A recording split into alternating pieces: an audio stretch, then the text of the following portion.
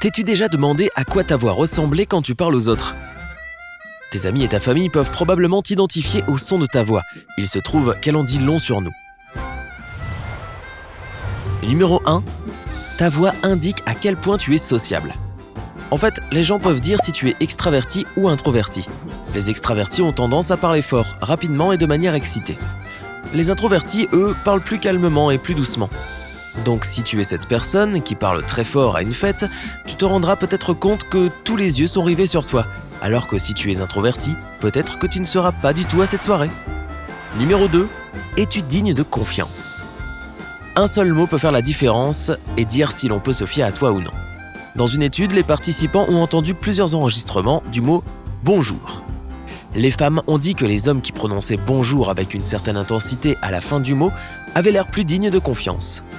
Au contraire, les hommes disaient qu'ils avaient plus foi en quelqu'un qui avait une intensité plus légère à la fin du mot. Tout est dans cette intensité. T'es-tu déjà fié à la voix de quelqu'un pour t'assurer s'il était digne de confiance ? Est-ce que ça a marché ? Numéro 3. Ta voix dit quelque chose à propos de ta taille. Cela peut sembler étrange, mais si les gens ferment leurs yeux et t'entendent parler, ils peuvent probablement dire si tu es grand ou petit. Les gens plus grands ont tendance à avoir une voix plus grave, tandis que les petits ont une voix plus aiguë. C'est vrai pour les femmes et les hommes. Regarde tes acteurs et actrices préférés et compare leur voix pour voir par toi-même. Numéro 4. À quel point es-tu professionnel ?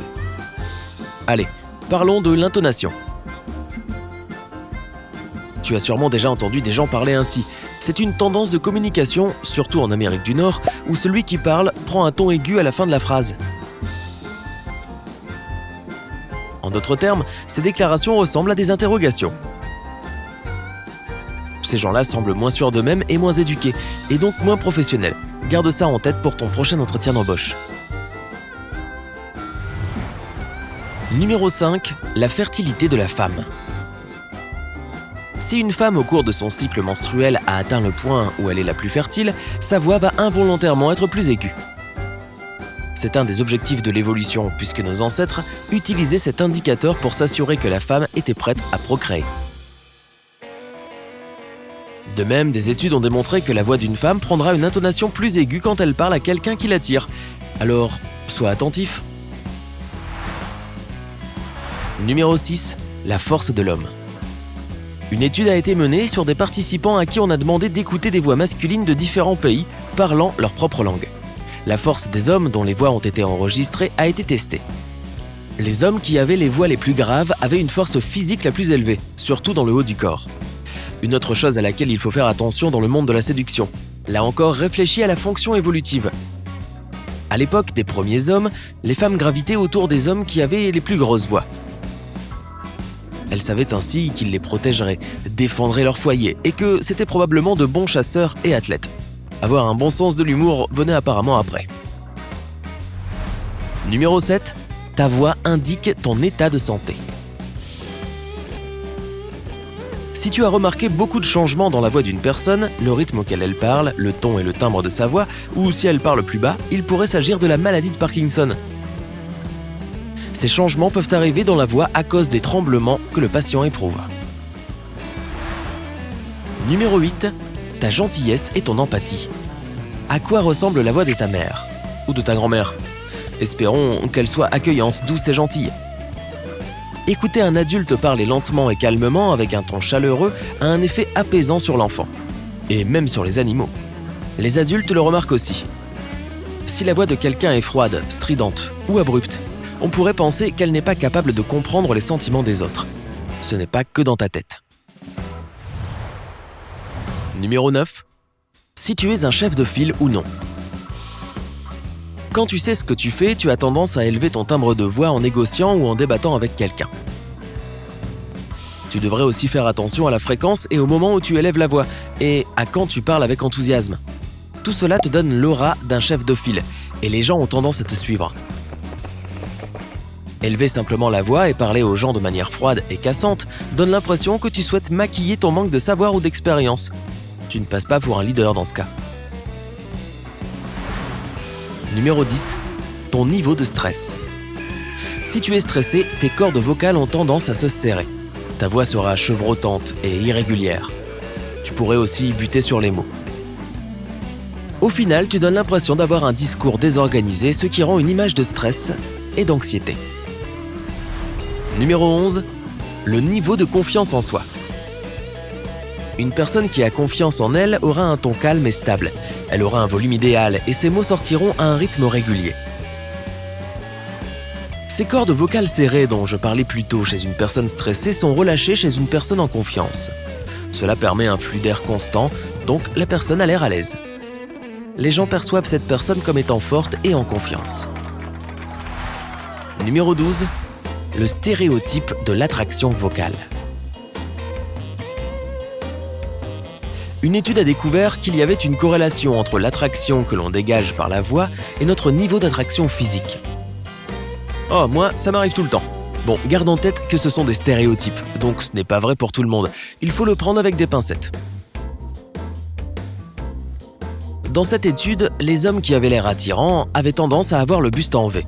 Les femmes qui avaient l'air attirantes avaient plutôt la taille fine et les hanches plus larges. Qu'en penses-tu? Est-ce vrai selon ton expérience?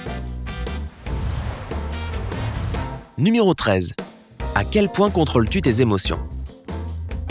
Parler lentement et avec un ton régulier et chaleureux donne l'impression que tu es en contrôle et à l'aise.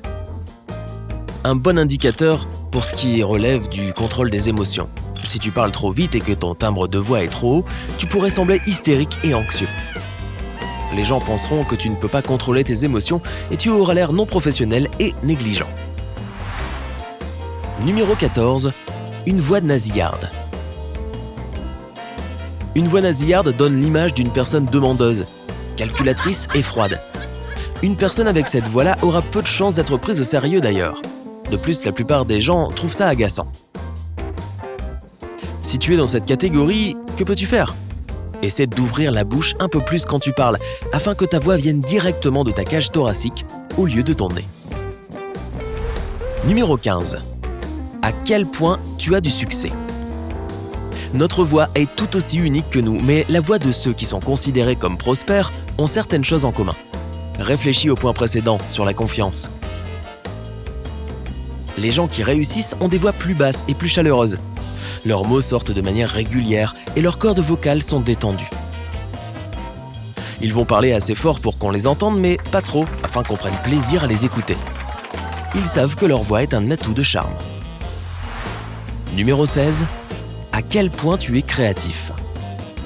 Une personne créative pourrait ne pas parler beaucoup parce qu'elle rêve un peu, elle observe ou elle est plongée dans ses pensées. Mais quand elle parle, elle est tout sauf inintéressante. Elle a beaucoup de vocabulaire, elle parle de manière animée et excitée. Elle a des hauts et des bas émotionnels et son ton de voix correspond à ce qu'elle ressent. De plus, ces gens-là ne se servent pas souvent des techniques vocales pour tromper leur interlocuteur, comme le ferait un menteur, et ne jouent pas avec le volume de leur voix. Numéro 17. Si quelqu'un ment. Au beau milieu d'un mensonge, la voix du menteur peut soudainement trembler et changer de timbre ou de ton. Les gens qui mentent ont tendance à parler avec un ton plus haut que leur voix naturelle de tous les jours. Un menteur peut aussi commencer à bégayer, sa voix devenant aussi altérée et nerveuse. Rappelle-toi des cordes vocales serrées. Sa voix ne sera pas aussi lisse et il pourrait l'élever pour te distraire de ton interrogatoire. Rappelle-toi que la voix d'un individu peut être un indice de taille pour indiquer s'il ment ou non. C'est tout ce que j'ai à dire sur le sujet. Et si tu as appris quelque chose avec notre vidéo, clique sur j'aime et partage-la avec un ami. Nous avons plein d'autres vidéos, il te suffit de cliquer sur la gauche ou la droite et reste avec nous sur Sympa.